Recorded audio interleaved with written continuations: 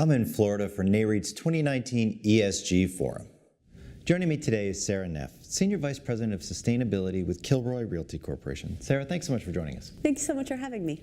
Now, Kilroy recently won the Leader in the Light Award in the office sector, and as well as the Most Innovative Award.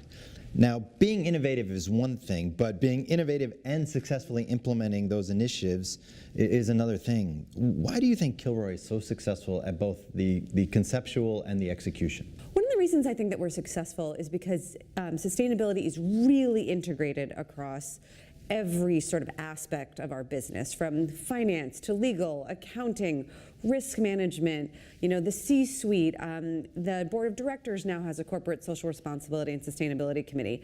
So it's not just the work of certainly not just me and my team, but it's even more than it used to be, where it was sort of me and my team in asset management and engineering, and now it's really everybody.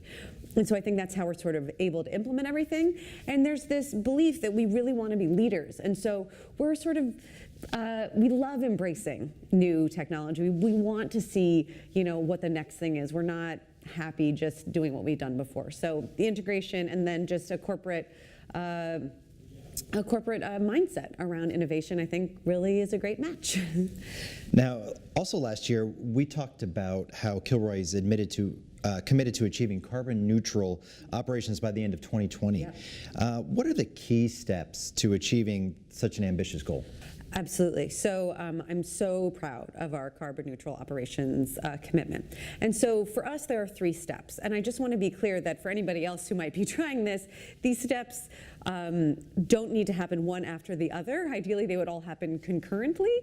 So first, it's energy efficiency. Good old energy efficiency. It's a great way to reduce your carbon footprint. Next is on-site renewables. So we have a solar portfolio that's just gotten fully interconnected as of November, which is really exciting. And then it's a large off-site power purchase agreement. So we've added, in our case, 84 megawatts of solar to the grid.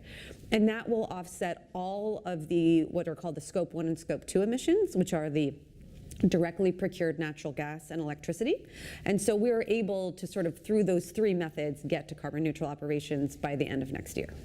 Now, related to that, what are the keys to off-site power purchase agreements, and where should they be located? So the key to an off-site power purchase agreement is, obviously, you want something that is going to be financially viable. We don't do these things to lose money. We want our CFOs to like us. So it has to be the right size for the load that you're trying to offset, and it has to be at the right price.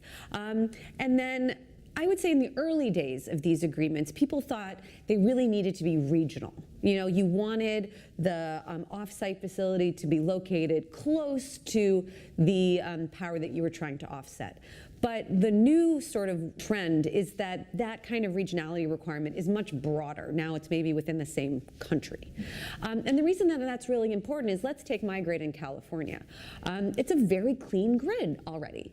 It is a place where, in many places, 40, 50% more of the power is already coming from renewables.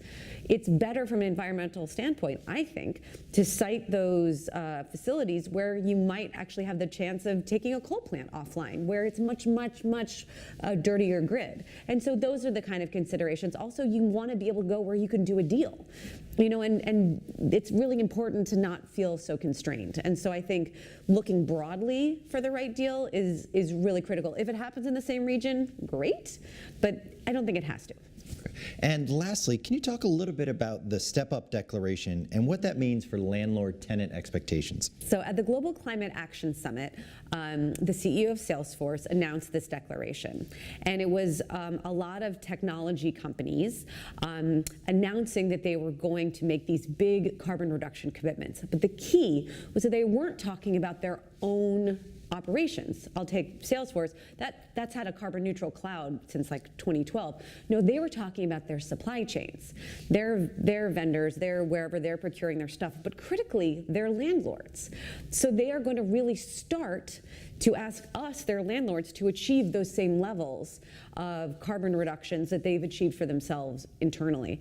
And that's very meaningful. We as landlords haven't really thought of ourselves as part of the supply chains of other people, but now we very much are. And so that's one of the reasons that Kilroy really wanted to make our carbon neutrality commitment because we wanted to show our tenants that we understood exactly where they were coming from. We had held ourselves to the same standards, and now we are actually looking down our own supply chain and working with our vendors to help them reduce their own carbon footprint. So it's going from tenants to us to suppliers and beyond, and making everybody make those reductions.